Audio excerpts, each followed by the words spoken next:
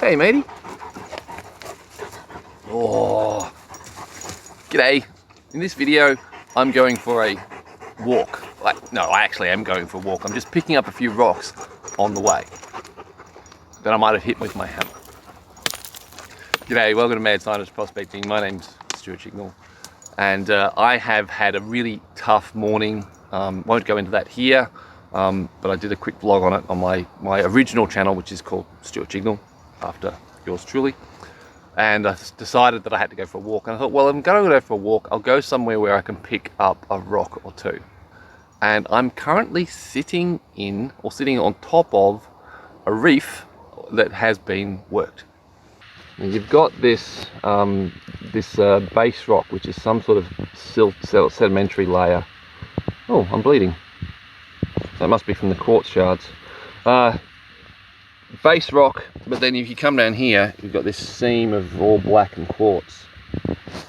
Now I keep on hearing different things about what is the best stuff to look for when you're looking at this sort of material, and I had a lot of people saying the blacker, the mankier it is, the better. But then there's a bunch of other guys, both in America and Australia, that have been pulling out gold from clean, crisp white quartz. So in the absence of a lack of better geological knowledge, I think it's just a case of you find a lump and you test it to see what it's got.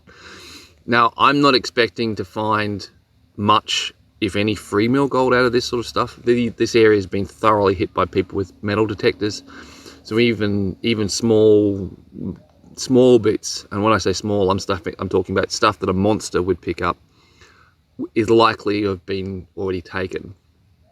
But what I'm wondering is if there is, I'm not sure what you call it, mineralized gold, micro gold, dispersed gold, that's what the word is, dispersed gold through stuff like this. And as it happens, a little while ago, I made myself a furnace. It's just been a couple of hold-ups on how I was going to fire it, because I made sort of the casing and the shell and everything, and I've got my crucibles and whatnot, but I didn't have a furnace nozzle. I had the nozzle, but I didn't have any way of connecting it to the gas. I think I've solved that problem. So what I thought I'd do is I come up here with a bucket, I'd grab a few bits of this rock that's lying around, and crush some up and throw it in the crucible and see what we can get.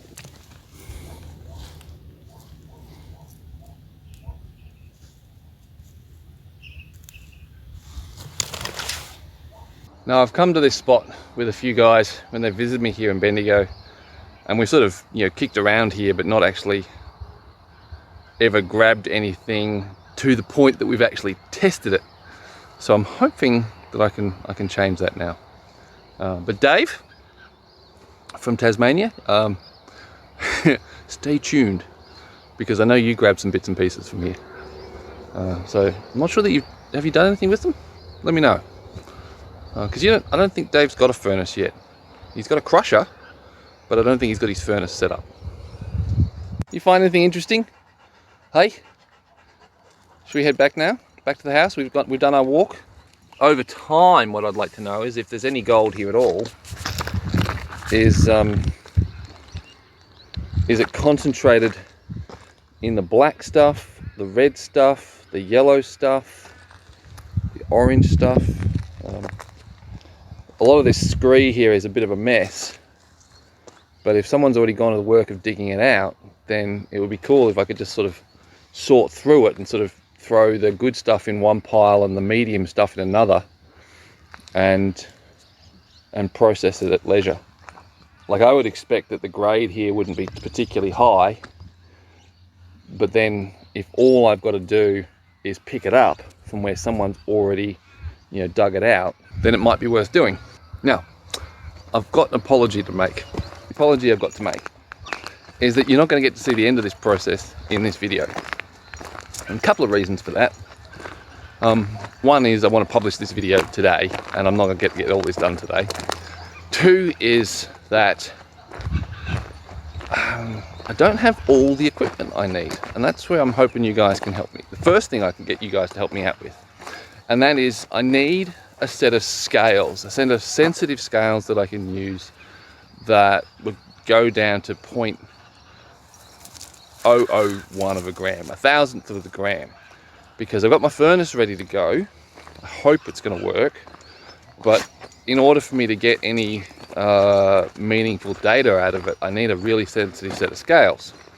Now, I don't want to just get onto eBay and buy a cheap set, so I'm hoping for some recommendations from people about what scales you'd recommend.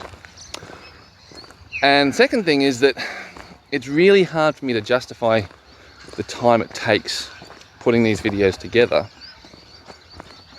because essentially it's play, and I've got so much work to do with all the work I've got to do, plus the kids being home and having to deal with them and, you know, manage their homeschooling, because we are actually trying to homeschool them, not do formal curriculum at home.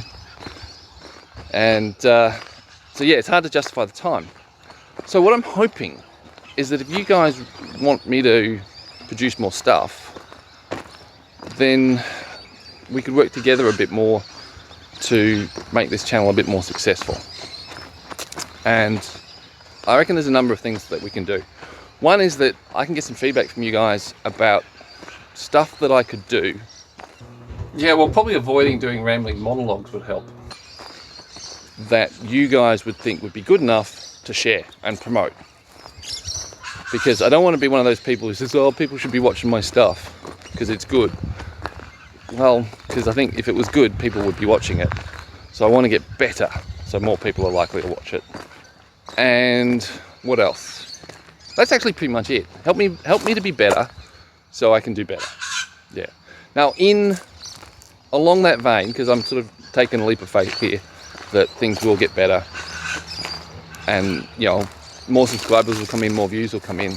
I've ordered some pond liner, really high quality stuff, so that it'll stand up to the tests and rigors I'm about to put it through. That it's going to allow me to set up an artificial stream, so we can do a whole stack of demonstrations of the various fluid dynamics and different things that you might encounter on a creek. And so we can test them, look at them, analyze them, discuss some of the practicalities as much as you can on a made-up situation, but more so getting back to the theory, which is what I'm good at. Bye for now, and stay tuned for the running of the furnace. I'm going to crush these suckers up first. Yeah. Bye-bye. Alright, so I thought I'd better give you some more detail on what I need these scales for and why they need to be sensitive down to 1,000th of a gram. In a regular fire assay, you're only using about 50 grams of material. So it's a very small amount of material to start with. So if there's like a tiny amount of gold in that 50 grams, it's going to weigh a tiny amount, hence the need for 1,000th of a gram. Right. And also, when you're doing these fire assays, unless there is an extraordinary amount of gold in the sample, you need to use a collector metal, and that is a metal that will be mixed through the charge, which you then heat in the crucible in the furnace, and then as it all melts up, the collector metal will form an alloy with the gold. It will sort of pick it up and collect it, hence it's called a collector metal. And then you'll get a button of alloy button down the bottom, which will be predominantly whatever collector metal you've used. Now I'm planning to use copper, because copper is something I've got a lot of, easily lying around, and I need the scales to be able to measure precisely the amount of copper that I'm putting into the charge, and then the weight of the copper, mostly copper, button that I get at the end of the process,